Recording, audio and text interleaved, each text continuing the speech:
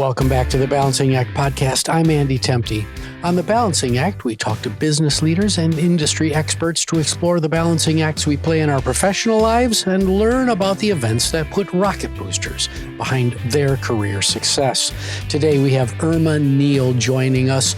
Irma is a partner and certified financial coach at Onyx Rising in Indianapolis, and is the former Deputy Mayor of Indianapolis. She's also the author of Leading in Chaos, Insights to Lead Through the Storms. Today, we're going to focus primarily on financial literacy, but our conversation may tilt into change management and also equity and inclusion. So welcome to the show today, Irma.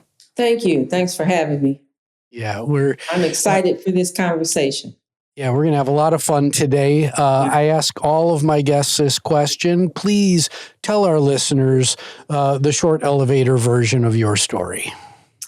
Well, I grew up in the Midwest. I'm the oldest of 8. Grew up very, very poor. Both parents were in the home. My father was a day laborer and my mother was a maid. So we had lots of love, lots of discipline, but very little money. And so I'm very close to my siblings. We grew up with we would fight and our parents would immediately tell us after the fight, you got to hug and make up and your siblings are your best friends. So that's how we grew up. So we're all close and we're each other's best friends. But I think one of the things that I take away from my childhood was that my father and mother had 3 principles that they just drove into us that today it's so deep in me I can't change them. One is your word is your bond. So even if it hurts me, I have to keep my word. The other one is, and we actually put this in my father's obituary, that there's no such word as can't. Every time we say can't, he'd say, yes, you can. And so now I believe that I can do just about anything I set my mind to. And if I fail, then I try again, that perseverance. And then the last one was my mother's, and it's in all things, get an understanding. And that's straight out of the Bible for her. And so I grew up asking a lot of questions. I mean, I'm a why person. Why this? Why that? My husband said to me once, can't you just do something without asking why? And the answer is no. That's how I've been raised. That's how I grew up.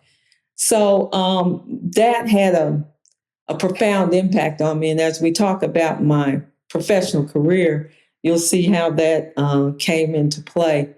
But I was married for 47 years. My husband was killed in a car accident. I have 2 children, one natural born son and then a nephew that we raised. And then I've got 2 grandchildren. So I always wanted a career, and boy, did I get a career. I started in government, and my government experience led me to be recruited by IBM Corporation. So that's the short version of how I grew up. And awesome. Love and discipline all together. It sounds like a very rich upbringing that you had. If you had to pick one event in your life that was just a key accelerant for your career, what would that moment be? That moment, without a doubt, would be me moving from Indianapolis to Washington, D.C. to take the job in D.C. government. I was the director of a predominantly white, as you can imagine, Indiana, conservative, very structured, good national program that had gotten a lot of national awards, and a staff of about 50 people. I got the opportunity. I was recruited to head up a human services department in Washington, D.C., where it was very liberal, predominantly Black, unionized, a staff 3 times larger than the one I left, low performing, and just in need of a total makeover. So from that experience, being successful in turning that organization around, I came to the attention of IBM, who recruited me. They were starting a new section of IBM. They recruited me. And from that, from them recruiting me, of course, going from government to corporate, big deal. That's when I wrote the book, because of all the crazy things that happened, the wow factor things that happened in Washington, D.C. From that, IBM, I went into partnership with 3 other women. We started our own company, and IBM was our biggest customer. So so what I'm hearing a lot of different moments that put rocket boosters and really made you the person you are today. But I'm hearing that experience in DC was really formative for you. Am I getting that right? Andy, I'll tell you, it made me fearless, and that's nice. true, because I figured if anybody could go through this and survive, come out whole, and then go into a totally, and what was real interesting to me is that the experience I had in Washington, D.C., in so many ways helped me be successful at IBM. There were all these times I thought, and if you read the book, you'll say more than once, why didn't you just quit? Well, I couldn't quit. I'd given my word. Your word is your bond. Your word is your bond. Excellent. I had to see it through. I'm a finance guy myself, and that phrase, my word is my bond, is something that I think many of us should ingrain in our minds. So I want to hit on your time as Deputy Mayor of Indianapolis just for a second. What's the most important thing that you learned during your time in that role?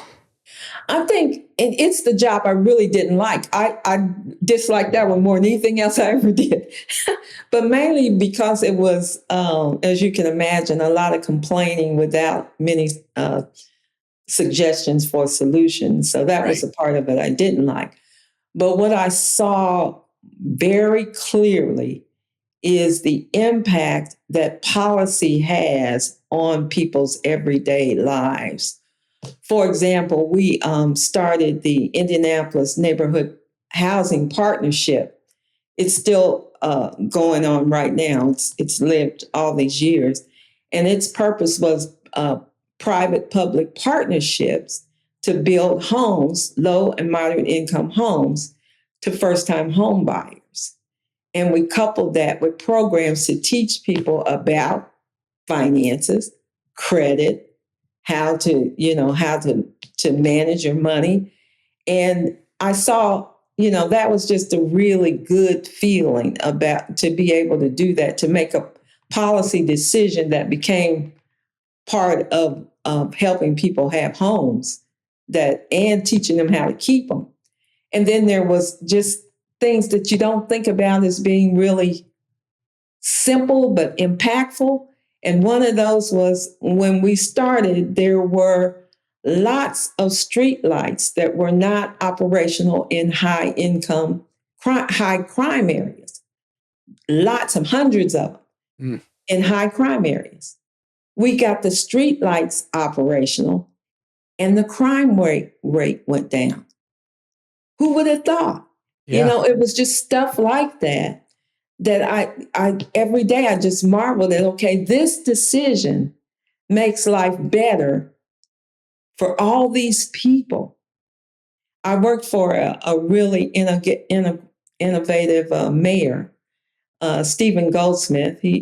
And I worked for both Democrat and Republicans, but he was a Republican mayor of Indianapolis he's a Harvard professor now, and he's still doing the public-private partnerships all over the country, teaching cities how they can make an impact on their citizens' lives while just doing things like what I described. And I've got so many examples of that. It's just really... Well, Irma, what I'm hearing is that when you're in those jobs where it can be relentless and thankless, I can imagine that deputy mayor has to really be a thankless job. It was. Yeah. But then when you're when you find yourself in that situation from a career perspective, you've pointed out that it's the small wins and notice and having the presence of mind to say, okay, we had a small win here. Let's take it. Let's celebrate it. Instead of allowing all the other stuff that can bring us down and totally put us underwater.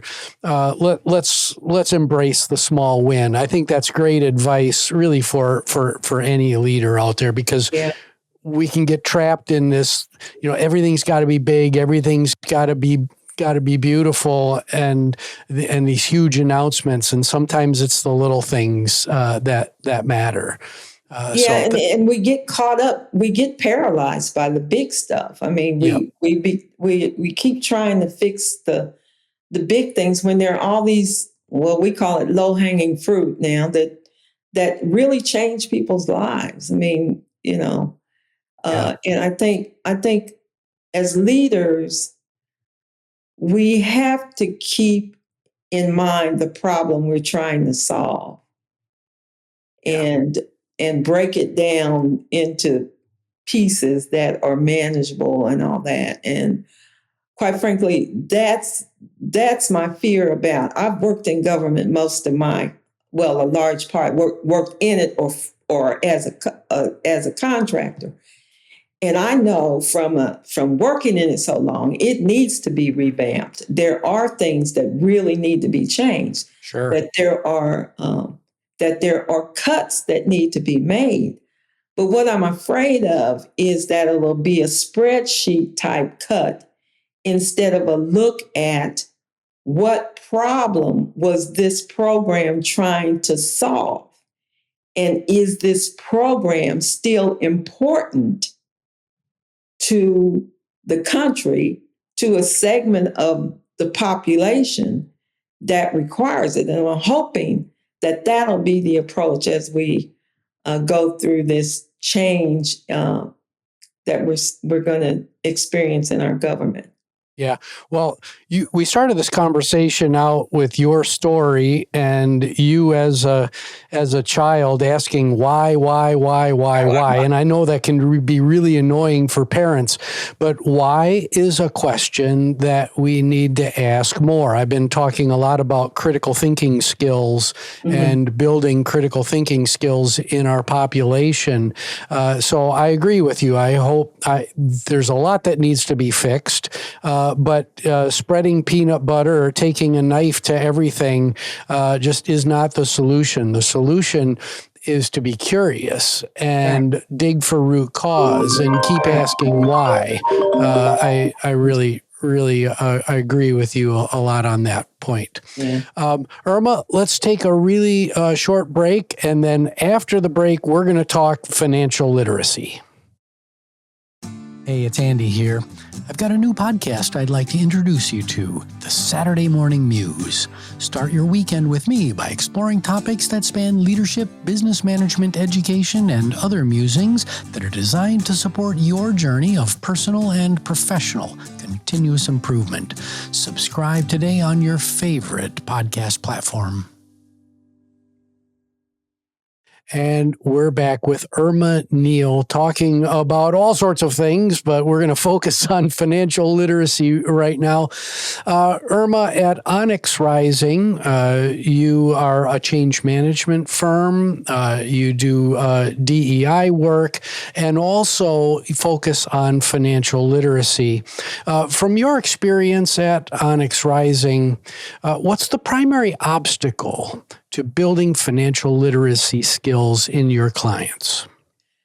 I would say that it is the feeling that the situation is hopeless, because by the time people want to spend the money to get a coach, they usually are pretty far in debt.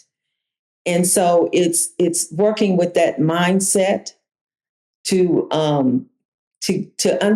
first to get an understanding of their mindset around money. And we do that because you have your thoughts, beliefs, and behaviors are what determine how successful you'll be in finances.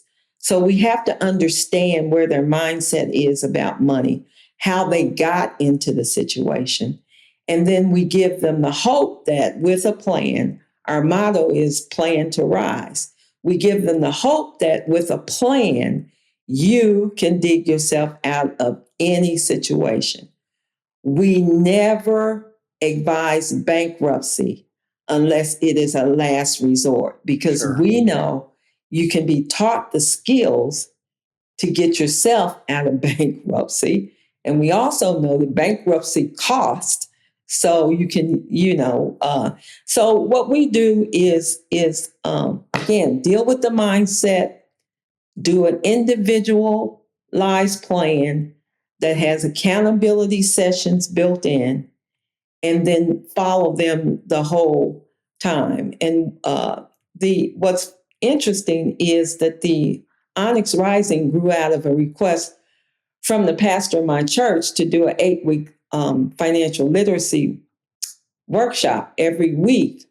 And her instructions were, I want you to go from the basics, the very basics, all the way through starting a business and investing. And I was surprised that 100 people, more than 100 people signed up for the session, and that they were there the whole 8 weeks. Mm. And so that's when the light bulb moment came on and said, okay, this is a business right here. And so a lot of those people who took the course, the workshop, signed up for individual coaching. And I think Onyx Rising, in addition to my pastor, my husband had just been killed. And I think Onyx Rising was a way for me to work through the grief. In fact, sure. I know that now, was that it was a way for me to work through the grief. But we helped a lot of people, and that's the beauty of it. My pastor recently asked me from Onyx Rising, this time she paid, the first time she didn't, it was free. But she asked me recently, it was just like in June of this year, she asked me to do it again. And again, this time we had, I think, registered about 250 people registered. And a lot of them finished, quite a few finished. But what was rewarding for me was that there were people who had gone to it in 2016 who anecdotally said, you put me on the right path. Mm. And they still remember. Do you know how good that feels that 8 years later, somebody remembers what you taught them? Right. So that was real. But Andy, the real impact on financial literacy will come from companies investing in their financial literacy for their employees. And the reason I say that is because I would be super rich if I had a nickel for every time somebody called me or reached out and said, what's a 401k? Sure. What's a savings account, health savings account? Companies offer these benefits, and they should, but they don't go to the basics as to having employees understand what the benefit package will do to them. And you and I both know the more financially literate your workforce is, the more productive they are, because they're not worrying about MasterCard payments and car payments and all of this kind of stuff. They're freer to be productive because they're not worried about the financial problems that they're encountering. Yeah, they're not carrying around a backpack full of troubles and worries. Right. Irma, that's a perfect segue into my next question, because I think the corporate mindset is that I'm hiring fully functioning adults that already were taught financial literacy skills in either college or in high school, and that is a false set of assumptions. I know that now as a former leader of a fairly large company. So let's dial it back just a little bit. Suppose you have, I like to play these thought experiments. Suppose you have a superintendent of public schools sitting right in front of you right now, the Indianapolis public school system. What advice do you have for them to improve the financial literacy skills of the students that they're responsible for so that they can go out into the world of work and have the skills that they need? Well, first, let me say that we're making progress because now it's up to 35 states who mandate financial literacy education before graduation. What I would say to them, and let me back up by saying, Onyx Rising has a product we call Money Matters Boot Camp, and it's a series, 3 1-hour sessions. The first one is image versus reality. The second one is personal budget financing, emergency fund, and the third one is Let's Talk Credit. Now, the reason I bring that up is that's for individuals and groups that we coach. But at the end of it, we always give piggy banks, a little piggy bank, and I'll show it to you. It's the cutest thing. It's really cute. Oh, he's got the glasses on and the whole 9 yards. Now, we give the piggy bank to them to give to their kids. And we give it to the kids because we say, okay, this is why your kids are going to be happy to see this, and they're going to start wanting to put money into the piggy bank, right? Yep. What are we doing? We're teaching savings. We're teaching and then it pulls in the family because the child is excited. The family has got some background having taken the Money Matters boot camp. And so it's a way to try to instill savings into younger children. Anecdotally, one of the things that brought a smile to my face is one of the parents said to me, she said, my 5-year-old was so excited when she could take money out of her piggy bank to buy her own Happy Meal at McDonald's, And so I would say to that superintendent, find a way to embed financial literacy education from K all the way through 12. Yeah. That would be my advice. I love the piggy bank analogy. My listeners, our listeners know that I'm a finance guy, and the concept of the piggy bank is great because when there's hope, you talked about hope, a plan, and then discipline, those 3 things all coming together for financial literacy, financial security. The piggy bank is a great metaphor for a child to deal with because you can have discipline of putting the money in and discipline of taking the money out. Yes. But then also if you break the piggy bank and spend it all, that's when we get ourselves into real trouble. So having that discipline and your relationship with your a disciplined relationship with your piggy bank, gosh, that's a wonderful, wonderful mindset. Irma, when we talk about financial literacy, we tend to talk about the big blockers, which, that mindset that you shared with us before, I'm a failure, I'm stuck, right. It's hopeless. Let's go to the positive. What are 2 of the easiest things that people can do to make progress on their journey of financial health? I would say the first one is to set up an auto savings account. And the key thing here is it's not about how much it's about the consistency. So if you set up an auto savings plan for $5 a week or $5 a month and leave it there, You're starting the discipline to start to budget, go out. So that's one. The other thing is, and this was surprising to most of the people we coached, is I always recommended that they keep a notebook for 2 weeks that lists out every single time they eat out.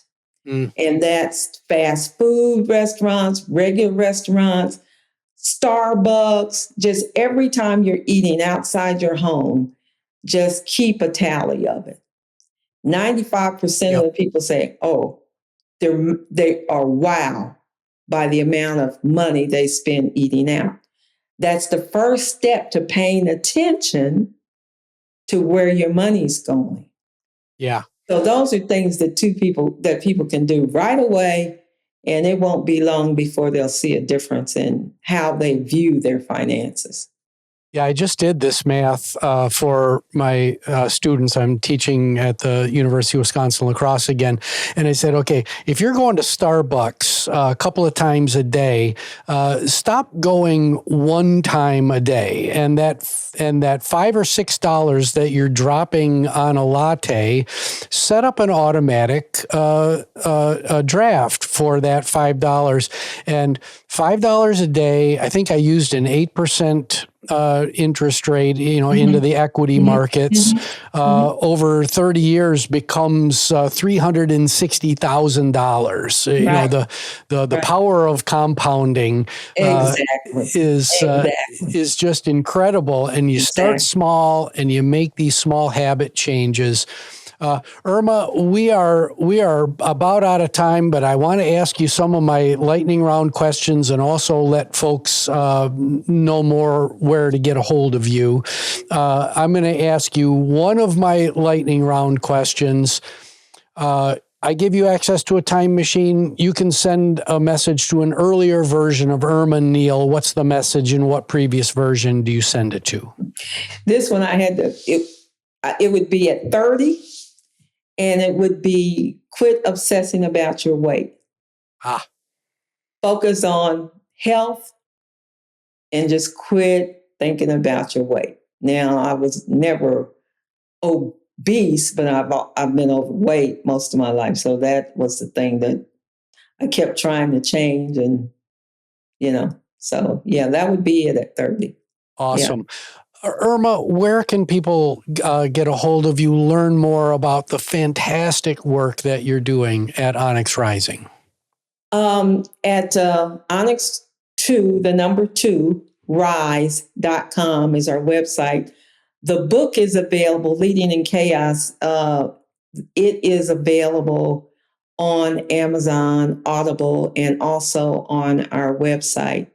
And it has, at the end of every chapter, it has management insights of what I learned during that time. So guaranteed to make you say, wow, that's for sure.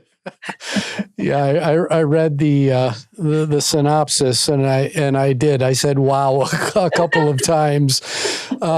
Irma, it has been so wonderful to get to know you and the wonderful work that you're doing there in Indianapolis. I wish you all the success as you move forward. Thank you so much for being on the show. Yeah, thank you for having me. It was fun.